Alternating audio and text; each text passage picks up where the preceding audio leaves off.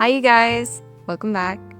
If you're new here, hi, my name is Pao, Cozy Pao to be exact, and this is my new segment called Cozy Corner. Basically, where I'm going to be talking about all things cozy that have happened in the past month. To start off, today we are going to talk about my favorite tea, okay? I love chamomile tea, specifically loose leaf tea.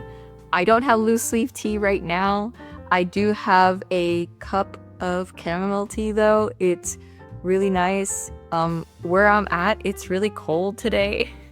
Hence the pajama onesie.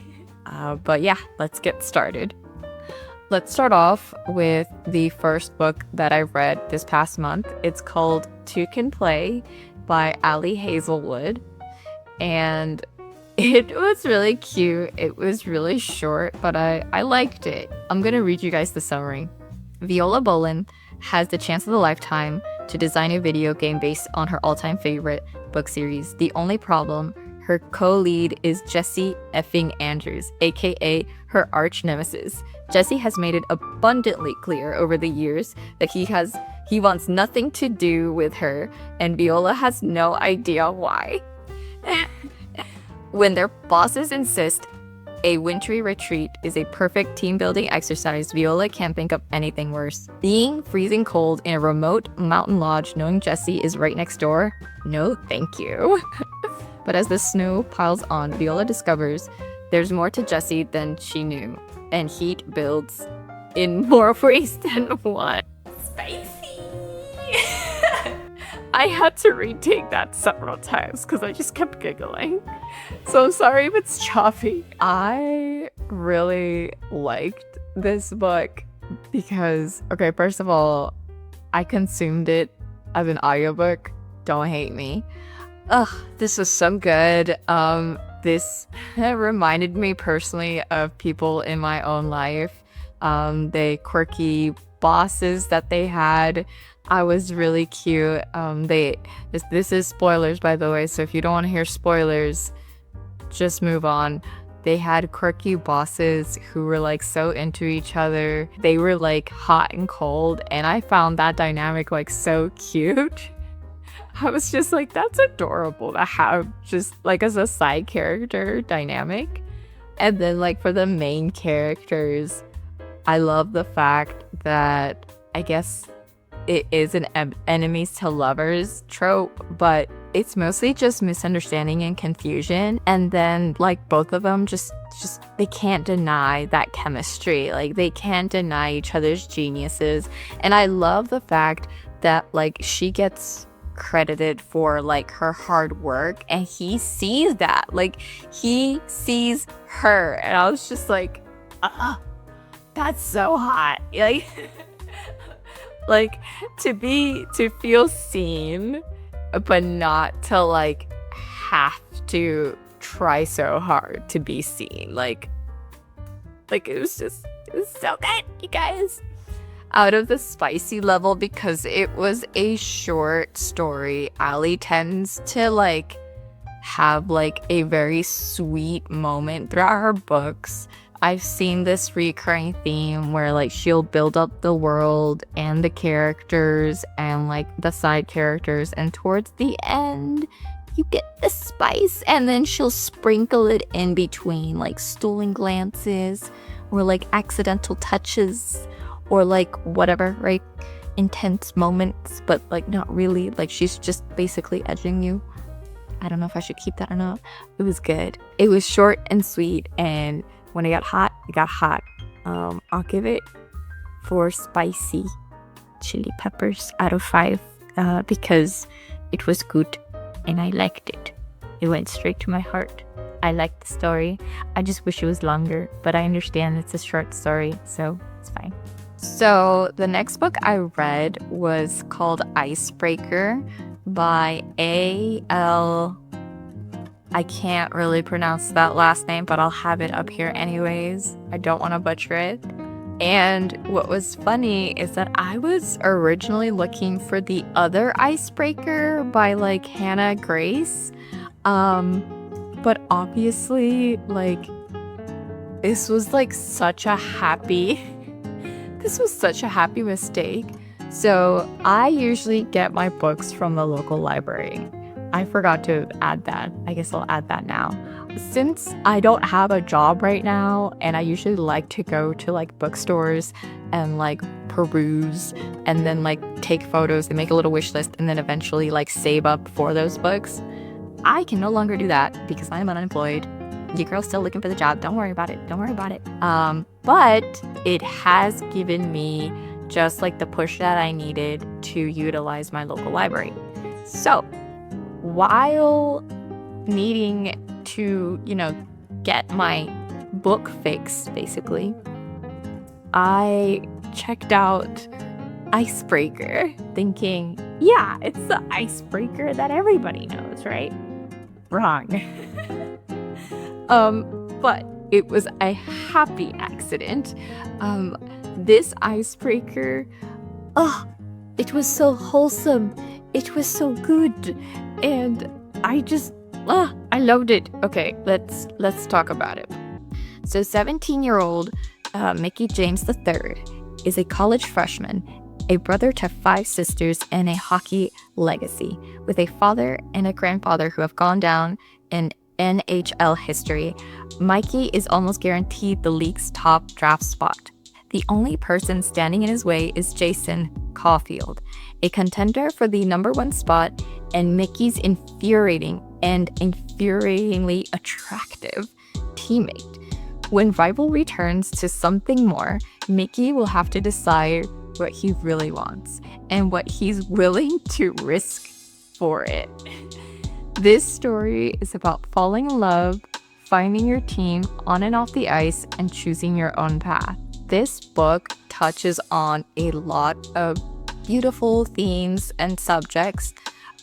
There will be a disclaimer, like there are suicidal thoughts and depression involved, and also unhealthy coping mechanisms. So if that's a trigger, please do not read this book, because it does touch on those themes, specifically depression. It's rooted within the story, and it's just one of the big things that one of the main actors does struggle with. Another thing is also it's LGBTQ friendly, and it's really sweet. It's obviously a love story between 2 hockey players, and it's more about not discovering themselves, but more discovering about like what's really important to them as people. There's so many people within the story, so many characters that make this story so wholesome, from the parents being super like accepting of everything, and it's just a mixture of everything and everyone. And of course, like it does touch on dark themes, like as well, like as like coping mechanisms and everything. But with the story, okay, let's talk about the story. The story is so good. So it starts out with Mickey, and he is just so annoyed and so angry. He's the angry little boy, and we don't understand why. And obviously, as the story goes on, we understand why. He feels so much pressure because he needs to live up to his like legacy. Like both his father and his grandfather were like super good hockey players, and he doesn't even know if he even likes hockey. And then he has to like go to this college, and guess what? The number 1 rival and contender for this, Mr. Heartthrob, is there, and he immediately off the bat is like, oh, he's kind of hot, but I can't let him know that, main character already knows that he himself is bi, but he's not openly bi, he's just internally bi, which, the bi panic. Relatable. Jason is just the perfect gentleman when he wants to be, but he knows what he wants, and when you find out that he wants Mickey, like, he wants Mickey, like, it's so good, you guys. It's so wholesome in the way it just talks about like their intimacy and like their feelings and like how they have to learn how to communicate with one another during this time of like, you know, practices and hockey and like expectations. And it's the struggle for me. It's the struggle that I was just like, yes, I was eating it up. I was like, keep going. And then towards the end, obviously spoilers, they find out that they're happy. You know, they just want to be together and they just want to be happy. And obviously hockey will always be a part of that. So it was just, okay, this one is 5 out of 5 just because of the wholesomeness, the inclusivity of like different topics and themes and people. Like representation is so important, as well as diversity. Like I loved it. 5 out of 5 jalapenos. Okay. It's just good. It was just so good. Moving on to the next book. So your girl likes Ali Hazelwood, and you're probably gonna get annoyed with me because I read a lot of Ali Hazelwood. So this next book is Ali Hazelwood in Bride, and she basically breaks down what like the Omegaverse is, as well as vampire elements. But before that, let's talk about the summary so that you can understand what it is that I'm talking about. Misery Lark, the only daughter of the most powerful vampire councilman in the Southwest, is an outcast again. Her days living among the humans are over. She's been called upon to uphold a historic peacekeeping alliance between the vampires and their mortal enemies, the Wares. And she sees little choice but to surrender herself in exchange again. Wares are ruthless and unpredictable, and their alpha, Lo Morlan, is no exception. He rules his pack with absolute authority, but not without justice. And unlike the Vampire Council, not without feeling. It's clear from the way he tracks Misery's every movement that he doesn't trust her. If only he knew how right he was. Because Misery has her own reasons to agree to this marriage of convenience. Reasons that have nothing to do with politics or alliances, and everything to do with the only thing she's ever cared for. And she's willing to do whatever it takes to get back what's hers, even if it means a life alone in Were territory. I liked it. I did like it.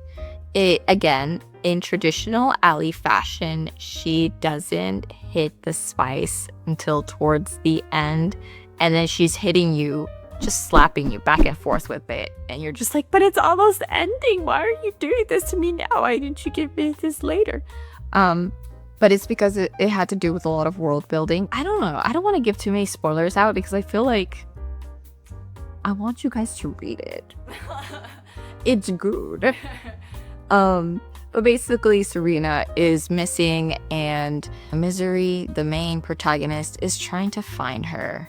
And she thinks like her friend is in Were territory, and basically says yes to the dress in order to find her bestie. And she doesn't find her bestie. Instead, she starts talking to your boy, the alpha, and you know, things get spicy. Omegaverse things, if you are not familiar with the Omegaverse, I feel like this is a good way in because it's not so crazy. It's not a full introduction, but it's like dipping your pinky in there and you're like, what's an alpha? You know, what does that mean? What's a not? What does that mean? I hope you guys don't cancel me. Like, I hope I find other girlies that understand my level of just cozy reads, right? I was bundled up while I was like, I have both the physical book and I also checked out the audiobook from my local library. In terms of spice level, this was a good 5 out of 5 for me because it was so different. They had such a different dynamic because they're obviously two different supernatural beings. And girl, when I was in it, and again, she was slapping you back and forth. I was like, what is happening? Like, why is this all dry? Because she was world building. Okay, it's a slow burn. Not really. It's not really a slow burn. But they do develop feelings for one another, and the moment that they do, it just goes and goes, and you better hold on to everything because, oh my goodness, I was clutching my pearls by the end of it. I am excited for the next book called Mate. I'm on the wait list for the audiobook at my local library, so I will definitely keep you guys informed for the second book and see if I like it or not. It follows her friend. And yeah, I think that's it for cozy things. I hope this brings comfort, if not good feels. I had a lot of fun talking about this, and I hope that I find other people that are passionate about romance books or books in general. If you have any recommendations, I would love to hear it. As always, thank you so much for the support. And I'm gonna start saying a new message. Please go support your local library. Just because you do have the money to, buy new books and everything doesn't mean you should spend the money. You should also utilize your local library because you never know. Maybe your local library has it in the form that you need it, and it doesn't have to cost you a thing. Not only good for your wallet, but also good for your community. So as always, you guys, thank you guys so much for tuning in. Until the next one, bye.